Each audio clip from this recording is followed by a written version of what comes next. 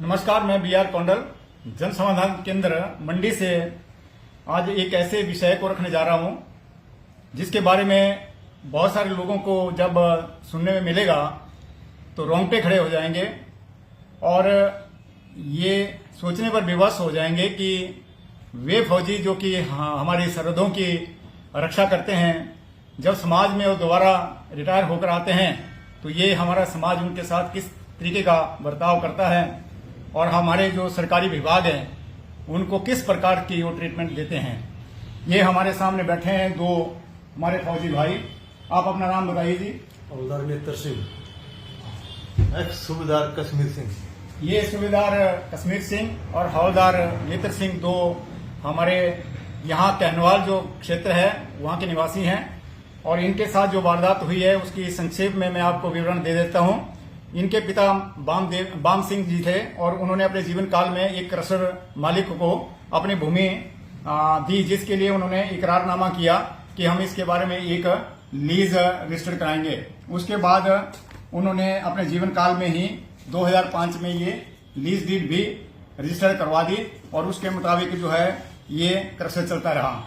2014 में उन्होंने अपने जीवन काल में ही ये लीज जो है कैंसिल कर दी और इसका दस्तावेज जो कैंसिलेशन का है ये भी सब रजिस्ट्रार के कार्यालय में पंजीकृत हुआ है। इसका मतलब उस जमीन के ऊपर इनका कोई जो क्रशर है उनका कोई लीगल स्टेटस आज की तारीख में नहीं है। लेकिन 2014 से लेकर आज तक उन्होंने ना तो वहां से क्रशर उठाया जैसा इन्होंने बताया और ना उसके बाद इन्होंने कोई इनको रेंट दिया।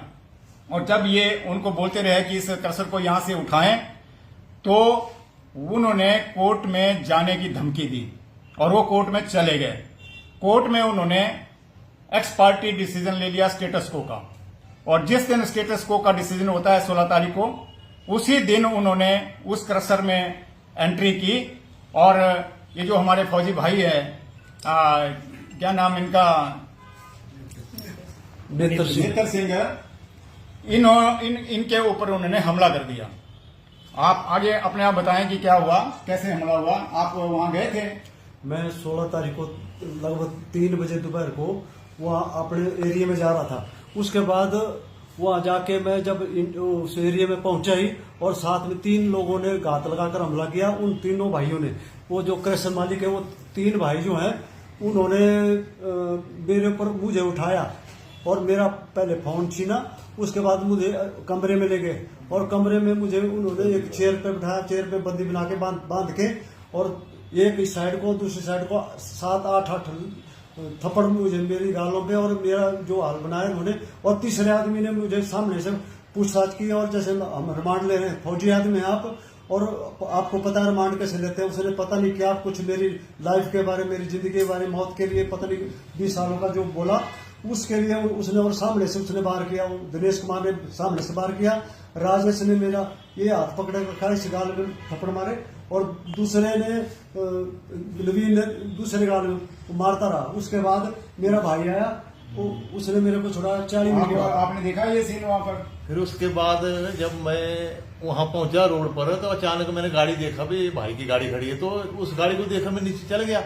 नीचे जाने के बाद वहां पर देखा, वहां पर इनको मतलब जब बुरी तरीके से उनको उन्होंने कसा था और मार रहे थे मुंह में थप्पड़ में कहीं वो साथ में मेरे को झपट गए।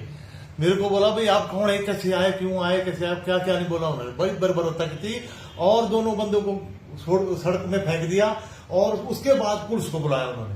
अपने फोन से पुलिस को बुलाया, हमारे को अपनी कस्टडी में रखा, जान दिया और हमारे को जान दिया कहीं फोन हमारे उन्होंने किडनैप कर रखे थे।